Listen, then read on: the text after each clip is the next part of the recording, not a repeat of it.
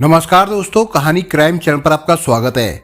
दोस्तों, आज की हमारी जो क्राइम की कहानी है वो है लखनऊ उत्तर प्रदेश से। तो चलिए दोस्तों, शुरू करते हैं क्राइम की इस सच्ची कहानी को। उत्तर प्रदेश की राजधानी लखनऊ की कोतवाली मोहनलालगंज के कोतवाली प्रभारी इंस्पेक्टर कमरुद्दीन सुबह सुबह अपने ऑफिस में बैठे अपने जूनियर को दिशा निर्देश दे रहे थे।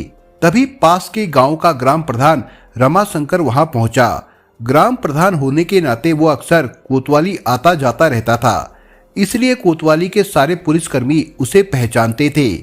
रमाशंकर ग्राम प्रधान होने के साथ साथ जमीन की खरीदारी का भी यानी प्रॉपर्टी डीलिंग का भी काम करता था, इसलिए इलाके में उसकी अच्छी खासी जान पहचान थी। सुबह सुबह उसे कोतवाली में देखकर पहरे पर तैनात संतरी ने पूछा, क्या बात है प्रधान जी, आज सुबह सुबह ही आ गए, कोई खास काम पड़ गया है क्या? हाँ, थोड़ी परेशानी वाली बात है। कोतवाल साहब बैठे हैं क्या? ग्राम प्रधान रमाशंकर ने पूछा। आप तो जानते हैं कोतवाल साहब सुबह सुबह ही बैठ जाते हैं, जाइए साहब बैठे हैं, संतरी ने कहा। रमाशंकर कोतवाली प्रभारी के ऑफिस की ओर बढ़ गया। कोतवाली प्रभारी कमरुद्दीन सिपाहियों को उस दिन का काम समझा रहे थे। तभी ग्राम प्रधान रमाशंकर ने उन्हें नमस्कार किया तो उन्होंने उसे अपने सामने पड़ी कुर्सी पर बैठने का इशारा किया। वो कुर्सी पर बैठ तो गया, लेकिन बार बार करवट बदलता रहा। उसे उस तरह करवट बदलते देखकर कोतवाली प्रभारी को लगा कि किसी वजह से ये कुछ ज्यादा ही परेशान है। उन्होंने कहा, क्या बात है प्रधान जी, आज कुछ ज्यादा ही परेशान लग रहे हो। कोतवाल साहब, बात ही कुछ ऐसी है कि समझ में नहीं आ रहा है कि कैसे कहूँ। ग्राम प्रधान रमाशंकर ने कहा, जो भी परेशानी हो बताइए, इसमें सोचने समझने की क्या बात है। कोतवाली प्रभारी ने कहा, साहब मेरी पत्नी कल शाम से गायब है। पहले तो मैंने सोचा था कि वो मायके गई होगी, लेकिन जब वहां फोन किया तो पता चला कि वो वहां भी नहीं है। आप पूरी बात बताइए कि ये सब कैसे और कब हुआ, उसी के बाद हम किसी नतीजे पर पहुंच पाएंगे।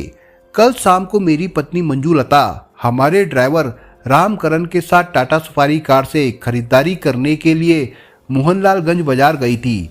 बाजार पहुंचकर उसने ड्राइवर से कार वापस ले जाने के लिए कहा। उसने कहा था कि वहां से वो मायके जाना चाहती है। ड्राइवर लौट आया। रात को मैंने ससुराल फोन किया कि अब तक वो वहां पहुंच गई होगी, लेकिन पता चला कि वो वहां नहीं पहुंची है। इसके बाद मैं परेशान हो गया, इधर उधर पता किया। जब कहीं से उसके बारे में कोई जानकारी नहीं मिली तो आपके पास चला आया। ग्राम प्रधान रमाशंकर की पत्नी मंजूलता का इस तरह अचानक गायब हो जाना हैरान करने वाली बात थी। वो कहीं बाहर की रहने वाली नहीं थी कि भटक गई हो। कोतवाली प्रभारी ने सहानुभूति जताते हुए कहा, प्रधान जी आप रिपोर्ट लिखा दीजिए, हम उनकी तलाश करते हैं। आप भी तलाश करते रहिए। आप दोनों में लड़ाई झगड़ा तो नहीं हुआ था कि नाराज होकर वो बिना बताए किसी रिश्तेदार के यहाँ चली गई हो?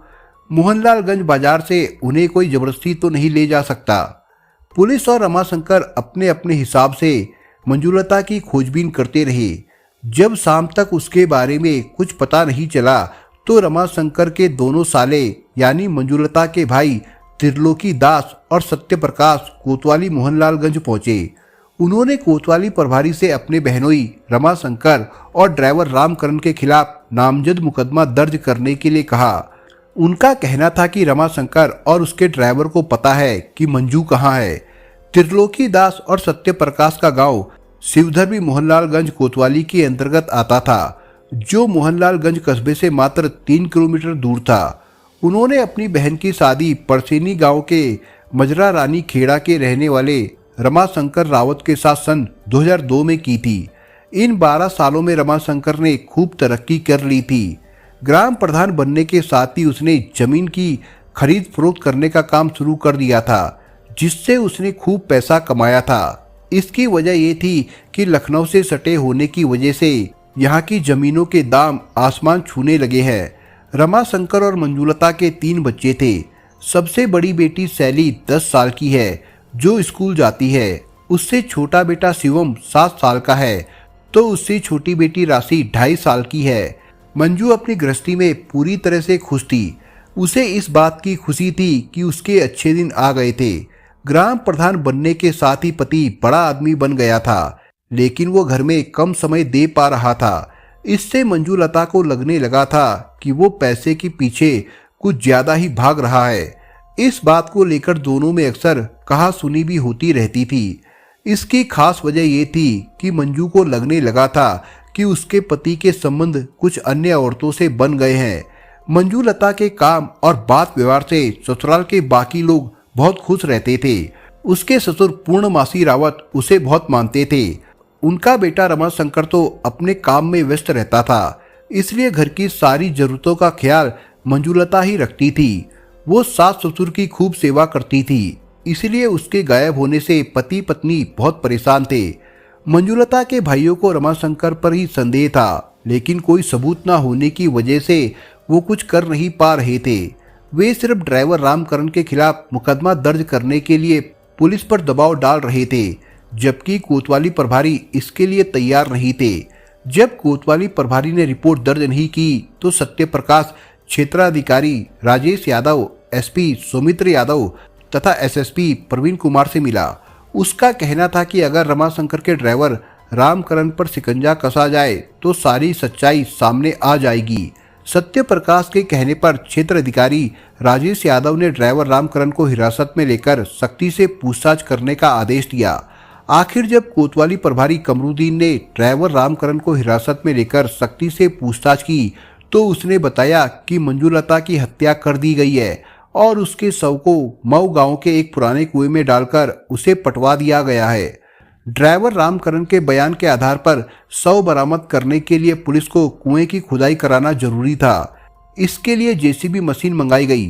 पूछताछ में रामकरण ने बताया था कि इस वारदात में मृतका मंजूलता का पति रमाशंकर और मऊ का रहने वाला केतन भी शामिल था। केतन के घर के बगल में ही मुन्ना वाजपेयी का पुराना मकान था। वो लखनऊ में रहते थे और एचएल में नौकरी करते थे। उन्होंने अपना यहाँ मकान बेच दिया था, जो अब पूरी तरह से खंडर हो चुका था। उसी मकान के आंगन में एक कुआं था, जिसका उपयोग न होने की वजह से वो लगभग सूख चुका था। रामकरण ने पुलिस को बताया था कि मंजूलता की हत्या करके उसके शव को उसी कुएं में फेंककर ऊपर से मकान का मलबा डालकर कुएं को पाट दिया गया था। शव बरामद करने के लिए कोतवाली पुलिस ने मंजूलता के भाई और अन्य रिश्तेदारों की उपस्थिति में कुएं की खुदाई शुरू कराई। रामकरण के बयान के आधार पर पुलिस को रमाशंकर को गिरफ्तार कर लेना चाहिए था, लेकिन पुलिस ने उसे गिरफ्तार नहीं किया। दरअसल पुलिस मंजूलता का शव बरामद करके सबूत के आधार पर उसे गिरफ्तार करना चाहती थी, क्योंकि वो ग्राम प्रधान था। उसकी गिरफ्तारी पर गांव वाले बवाल कर सकते थे, इसलिए पुलिस सोच समझकर कदम उठा रही थी। अगर शव कुएं से बरामद ना होता तो रामकरण की बात झूठी भी हो सकती थी। पुलिस ने 23 जून की रात 1 बजे के आसपास कुएं की खुदाई शुरू कराई। जेसीबी कुएं को लगातार खोदता रहा। कुएं का मलबा हटाने में करीब 15 घंटे का समय लगा। अब तक दूसरे दिन यानी 24 जून की दोपहर हो गई थी। कुएं की तली दिखाई देने लगी थी, लेकिन मंजूलता का शव का कुछ अता पता नहीं था। तमाशा देखने के लिए वहां गांव वाले इकट्ठा थे। जब उन्होंने देखा कि इतनी खुदाई होने पर भी शव नहीं मिल पा रहा है तो उन्हें लगा कि पुलिस ग्राम प्रधान को फंसाने के लिए नाटक कर रही है। उन्हें गुस्सा आ गया और उन्होंने मोहनलालगंज कोतवाली के सामने इकट्ठा होकर लखनऊ रायबरेली रोड और मोहनलालगंज गोसाईगंज रोड पर जाम लगाना शुरू कर दिया। अब पुलिस दोहरी मुसीबत में फंस गई। एक और उसे मंजूलता का शव बरामद करना था तो दूसरी ओर जाम लगा रहे गांव वालों को रोकना था। जेसीबी का काम खत्म हो गया था। अब कुएं की खुदाई मजदूरों से कराई जा रही थी। मजदूर कुएं का मलबा बाल्टी से निकाल रहे थे। कुएं से जो कीचड़ निकाला जा रहा था उससे भयंकर बदबू आ रही थी, जिसकी वजह से वहां खड़ा होना मुश्किल हो रहा था। गर्मी और धूप का भी बुरा हाल था। इसके बावजूद गांव वाले वहां जमा थे। 4 फुट चौड़े और करीब 40 फुट गहरे कुएं का जब सारा कीचड़ निकाला गया तो मंजूलता का शव दिखाई देने लगा। शव देखकर पुलिस की जान में जान आई। शव निकालते ही मंजूलता के मायके वाले ही नहीं, सास ससुर और बच्चे बिलखने लगे। पुलिस ने घटनास्थल की अपनी कार्रवाई निपटाकर शव को पोस्टमार्टम के लिए लखनऊ भिजवा दिया। इसके बाद पुलिस ने मंजूलता के पति रमाशंकर को भी गिरफ्तार कर लिया। इसके बाद थाने आकर रामकरण, रमाशंकर और केतन के खिलाफ मंजुलता की हत्या का मुकदमा दर्ज कर दिया गया। केतन को भी पुलिस ने गिरफ्तार कर लिया था। थाने लाकर तीनों से पूछताछ शुरू हुई। इस पूछताछ में जो कहानी उभर कर सामने आई वो पति पत्नी के बीच भरोसा टूटने वाली थी। रमाशंकर को लगने लगा था कि उसकी पत्नी के कुछ बाहरी लोगों से संबंध बन गए हैं, इसलिए वो उसकी बात नहीं मानती। दूसरी ओर मंजुलता को लगता था कि रमाशंकर के संबंध अन्य औरतों से हो गए हैं, इसलिए वो उसकी उपेक्षा करता है। मंजुलता की हत्या की एक बड़ी वजह यह भी थी कि उसके नाम मऊ में 12 बिस्वा जमीन थी जो सड़क के किनारे थी। रमाशंकर उस जमीन को बेचना चाहता था, जबकि मंजू उस जमीन को बेचने को बिल्कुल तैयार नहीं थी। इसी बात को लेकर पति पत्नी में अक्सर लड़ाई झगड़ा होता रहता था। रमाशंकर जमीन बेचने के लिए जब मंजू पर ज्यादा दबाव बनाने लगा तो मंजू गुस्से से बोली, तुम ये क्यों नहीं सोचते कि वो जमीन मेरे पिता ने मुझे दी है, वो मेरे लिए बहुत कीमती है, उसे मैं अपने जीते जी बिल्कुल नहीं बेच सकती। वो जमीन बड़ी अच्छी जगह पर है, अभी उसकी कीमत ठीक ठाक मिल जाएगी, उसी पैसे से हम तुम्हारे लिए दूसरी जगह जमीन खरीद देंगे। रमाशंकर ने मंजुलता को समझाया, तुम कुछ भी कहो, मैंने कह दिया कि वो जमीन मैं नहीं बेचूंगी तो नहीं बेचूंगी। मंजुलता गुस्से में बोली। रमाशंकर जमीन की खरीद फरोख्त से ही गरीब से अमीर बना था, इसलिए उसे आदमी से ज्यादा जमीन की कीमत महत्व रखती थी, जबकि मंजू जमीन बेचकर पैसा कमाने के बजाय जमीन से जुड़ी अपनी भावनाओं को महत्व दे रही थी। जमीन की वजह से पति पत्नी के बीच की खाई चौड़ी होती जा रही थी। मंजू जिस तरह जिद पर अड़ी थी उससे रमाशंकर को लगने लगा कि उसके पीछे कोई लगा है जो उसे भड़का रहा है। रमाशंकर को पत्नी के चरित्र पर संदेह हुआ तो उसने उसे रास्ते से हटाने का फैसला कर लिया। ये काम वो खुद तो कर नहीं सकता था, इसलिए उसने मऊ गांव के रहने वाले केतन से बात की और 50,000 रुपए में पत्नी की हत्या का ठेका दे दिया। इसके बाद 20,000 रुपए और 10,000 रुपए का चेक एडवांस में दे दिया। 20,000 रुपए काम होने के बाद देने का वादा किया। 18 जून को रमाशंकर के ड्राइवर रामकरण ने मंजू से कहा, भाभी जी कुछ काम से मैं मोहनलालगंज बाजार जा रहा हूँ, अगर आपको चलना हो तो आप भी चल सकती है। घर के लड़ाई झगड़ों से परेशान मंजू ने सोचा कि कुछ देर के लिए वो बाजार चली जाए तो मन बहल जाएगा, वैसे जाते हुए बाजार से कुछ खरीदारी भी कर लेगी, इसलिए वो उसके साथ जाने के लिए तैयार हो गई। शाम को लौटते समय उसकी कार में केतन भी बैठ गया। माधवखेड़ा गांव के मोड़ के पास जब कार पहुंची तो वहां सन्नाटा देखकर केतन और रामकरण ने गला दबाकर मंजुलता की हत्या कर दी। इसके बाद रामकरण ने फोन करके इस बात की जानकारी रमाशंकर को दे दी। इसके बाद शव को डिग्गी में रखकर केतन कार लेकर अपने गांव मऊ चला गया। रात 2 बजे केतन ने शव को अपने मकान के बगल खंडर हो चुके मुन्ना वाजपेयी के मकान में बने पुराने कुएं में डाल दिया। अगले दिन सुबह रमाशंकर ने केतन की सहायता से उस कुएं को खंडर हो चुके मकान के मलबे से पटवा दिया। पोस्टमार्टम रिपोर्ट के अनुसार हत्या करने से पहले मंजू को बेहोश किया गया था। उसे कोल्ड ड्रिंक में बेहोश होने की दवा पिलाई गई थी। उसके बाद उसका गला घोटा गया था। पोस्टमार्टम के बाद जब मंजुलता का शव घर आया तो मायके वाले ही नहीं, उसके ससुर पूर्णमासी अपनी पत्नी कौशल्या और मंजू के बच्चों को लेकर शव के पास पहुंचे। बहू के शव को देखकर वो लोग फपक पड़े। उन्होंने रोते हुए कहा, मंजू बहुत अच्छी बहू थी, जिस दिन से इसने हमारे घर में कदम रखा था हमारे दिन बदल गए थे। मेरे बेटे ने बहू की हत्या करके मासूम बच्चों को बिना मां के कर दिया है। ऐसे पापी को फांसी की सजा होनी चाहिए। शायद ये पहला मौका रहा होगा जब पिता ही अपने बेटे को फांसी की सजा देने की बात कर रहा था। बहू के शव को मुखाग्नि देते हुए पूर्णमासी ने कहा, मैं अपने बेटे को जेल से छुड़ाने के लिए कोई प्रयास नहीं करूंगा।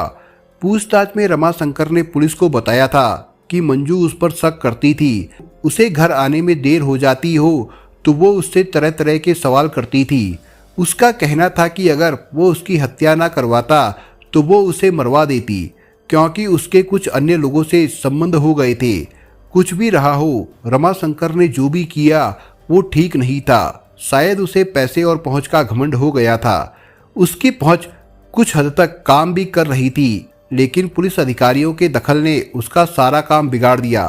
अब शायद उसे अपने किए पर पश्चाताप हो रहा होगा, लेकिन इससे कुछ भी फायदा नहीं होगा, क्योंकि शक में उसने अपना ही घर बर्बाद कर लिया है। दोस्तों, इस कहानी के बारे में आपके विचार क्या है, हमें कमेंट बॉक्स में जरूर बताएं। और दोस्तों, अगर आपको हमारा काम पसंद आया हो तो वीडियो को लाइक शेयर जरूर करिए। और अगर आपने अभी तक चैनल को सब्सक्राइब नहीं किया हो तो जाने से पहले चैनल को सब्सक्राइब जरूर करिए दोस्तों। धन्यवाद।